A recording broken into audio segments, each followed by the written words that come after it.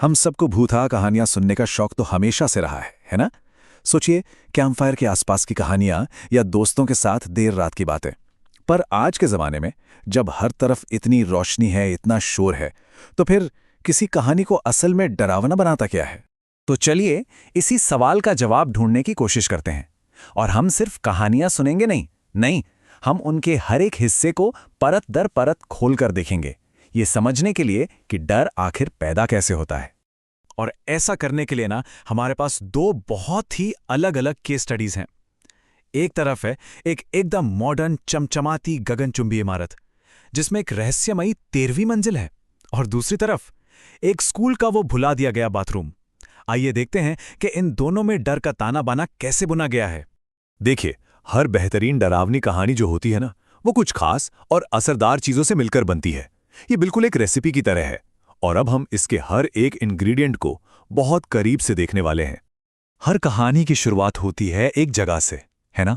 पर हॉरर में ये जगह सिर्फ एक बैकग्राउंड नहीं होती। नहीं, ये तो डर की बुनियाद होती है। एक ऐसी जगह जहां कोई भी कभी भी अकेला नहीं रहना चाहेगा। इन जगहों में ना कुछ खास होता है। ये सिर्फ पुरानी या सुनसान नहीं होती, बल्कि इनका अपना एक इतिहास होता है, एक श्राप जो उस जगह की दीवारों में बस चुका होता है। हमारी पहली कहानी में डर की जड़ें जमीन के नीचे दबी हैं। एक मॉडर्न बिल्डिंग जो बनी है एक पुराने कब्रिस्तान के ऊपर।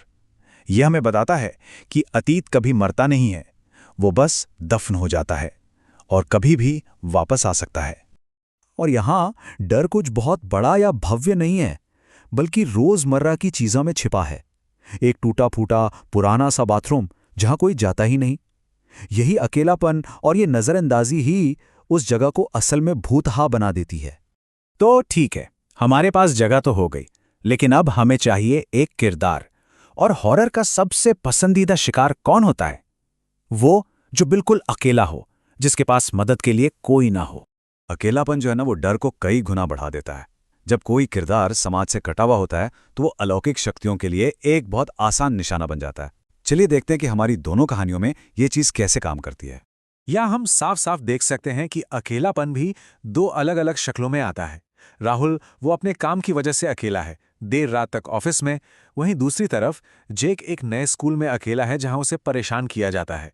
पर दोनों ही मामलों में उनका अकेलापन उन्हें बहुत बहुत ज्यादा कमजोर बना देता है। अच्छा, तो अब हमारे पास जगह भी है और शिकार भी। तो अब सवाल ये उठता है कि खतरा क्या है? डर आखिर किस रूप में सामने आता है?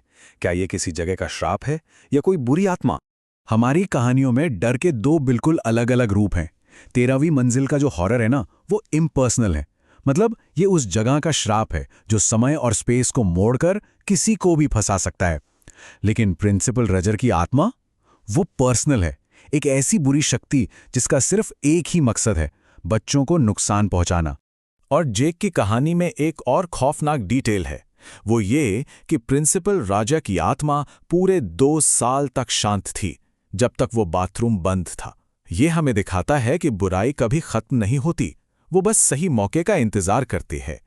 और अब आता है वो पल जहां कहानी अपने चरम पर पहुंचती है, क्लाइमैक्स।